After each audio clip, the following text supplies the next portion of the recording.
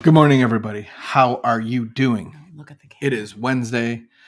It is a rain day. Is it a rain day? Did you ever have a job where you had a rain day? Never. I selling flowers on the street corner. Whoa. Is that all? Okay. That's all I'll make. Good for you. Selling flowers on the street corner. As long as that's where it stopped. Good for you. No, I've for up to my 30s, I had lots of jobs where it was a rain day. And in addiction, in active alcohol drinking, we would forecast the day and drink accordingly. And so if you're thinking it's a rain day tomorrow, we're drinking tonight. If you're like, there's a good chance, like we're looking at the weather. Yeah, let's drink a few more beers tonight because tomorrow is a possible rain day, and then it doesn't rain. You created a lot of rain days in your head, and the boss is calling you like, "Where are you guys?" And it's like, ugh. That was not my experience. That is so much my experience. Yes. And then you get the 2 rain days in a row. Oh my goodness. It gives me a headache just thinking about it. Welcome everybody to our conversational podcast of Life in Recovery. We are doing a morning meditation where we take an idea and we bring that throughout our day. So it's like a contemplative meditation. There's different ways to meditate, right? One is a listening thing. One that I enjoy doing is called, I would say, listening prayer, where you actually ask God a question and then you just open your mind to listening to the voice of God to the best of your ability. Get inspiration and intuition that way. Sometimes sounds like thoughts that are not your normal thoughts. Yeah. Like if you have an inspired thought, that actually means in spirit. I'm inspired by this thought. If it's not in the first person, like if it's not like, oh, I should then sometimes I'm like, oh, I should pay attention. Maybe this is God's thought, when it's you. But especially if it's like encouraging. If it's a negative voice, then I'm like, I don't think that's God's voice. Is it ever? Do you ever hear God's voice and it's my voice? Just kidding. I wish that I could hear God's voice in a manner that it was like I could tell, but I do that through that spiritual inspiration of like, oh, practice.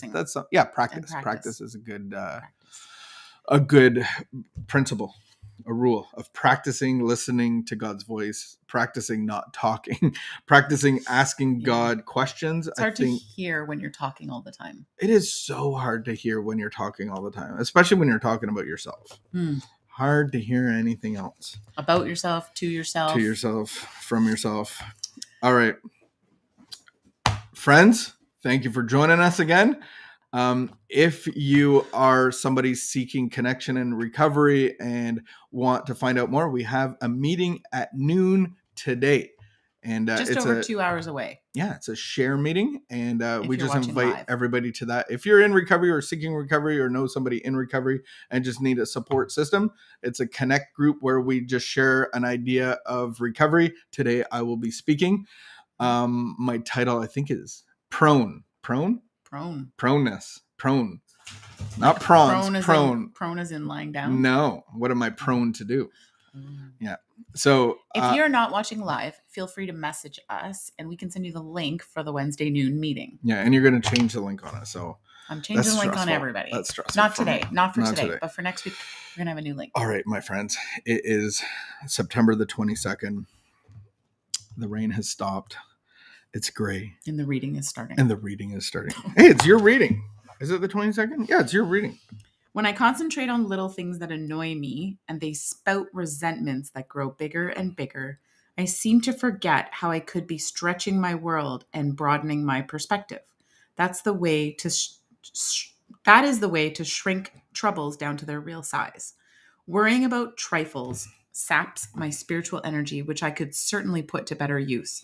Am I willing to waste my life in this way? When something or somebody is giving me trouble, let me see the incident in relation to the rest of my life, especially the part that is good and for which I should be grateful. A wider view of my circumstances will make me better able to deal with all of my difficulties, big and little. Today's reminder, I refuse to let my serenity be drowned out by happenings that are in themselves unimportant.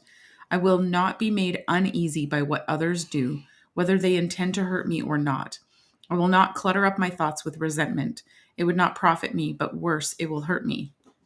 Why do we accept things that trouble us when we could do something about them? Mark saying hi to Mocha. She was digging in the back the whole time, trying to get under a blanket. Trying to get under a blanket. I love how it starts where it says, when I concentrate on little things annoy me. What in our relationship annoys you about me? Because I think I spend most time in relationship probably with you more than anybody. I can leave everybody. Like if I'm being annoyed, like I know that I can pretty much tolerate anybody for an hour. And then I'm like, I'm going home. Thanks for talking. That was annoying. When you're intolerant, when everyone's bugging you.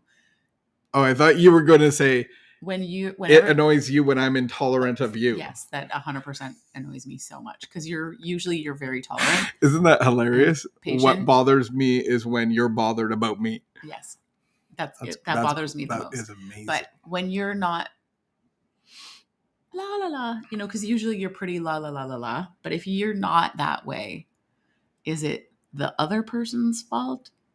Or is it something inside of you? When I'm annoyed? Mm-hmm. So what annoys me? I feel like you're asking me the same question. What annoys me about you?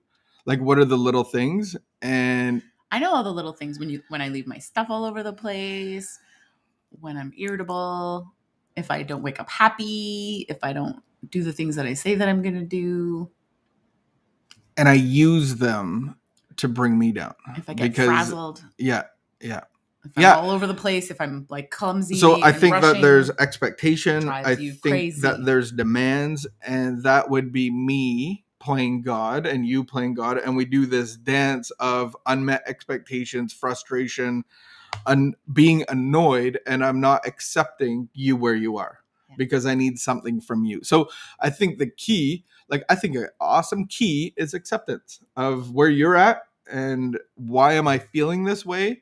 Well, I have an expectation that she should be a different way right now. And she shouldn't be doing this. And why is she on her phone in my presence? And, acceptance. How much attention do you need? I like all of it. All of it. All of it. That's a meme. Yeah, I don't think that I do not like feeling annoyed because of let down expectations from anybody in the world around me, especially you. But I think it happens with you more than anybody else, just because we're closer. We're always with each other. So what about the life that feels like an absolute train wreck when everything seems to be going wrong and everything because this is saying focus on the good stuff. Worrying about trifles saps my spiritual energy. So then what do we do when literally it feels like the sky is falling? When things just seem to be going wrong over and over and over.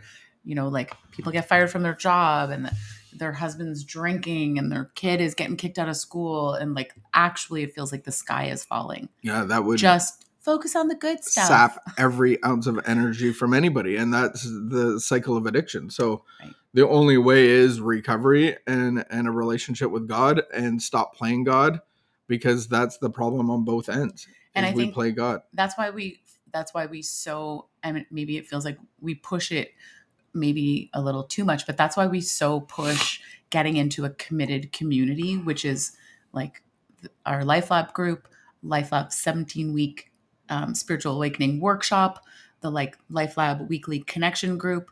These are commitments that actually enable me to be in a community of people where I'm going to hear recovery. I'm going to hear tools that I can actually implement into my life. Mm-hmm. And it's going to keep me grounded, even if everything is so crazy and spiraling out of control around me. Being in a committed to a group, and showing up every week and being able to be honest about where I'm at and what's happening, but also hearing the stories of others who've come out of these dark places Mhm. can actually give me hope and encouragement and lift my spirit. So annoyance takes me out of community and Yeah. puts me in isolation because everybody's bothering me, and it actually separates me from God.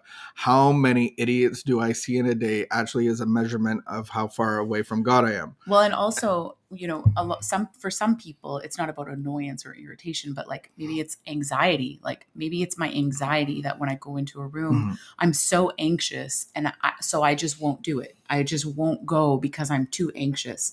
And I would say, that I can say to God, okay, I need your strength to do this, and I'm going to do it anyway. I'm going to feel anxious. I feel anxious already. I'm going to do this anyway. And on the other side of that is strength. On the other side of that is community. So if we wanted to sum this up, I would say, am I in annoyance or am I in acceptance? Acceptance of where I'm at, where the world is at. Am I in acceptance or am I in resistance? That's a good meditation for today as I go through the day. I've had some resistance or annoyances in my morning so far. So yeah. Me? No. No. I gotta go. I got stuff to do. Bye. Much love. Keep the peace. Be of good behavior. Wash your hands. Let's go.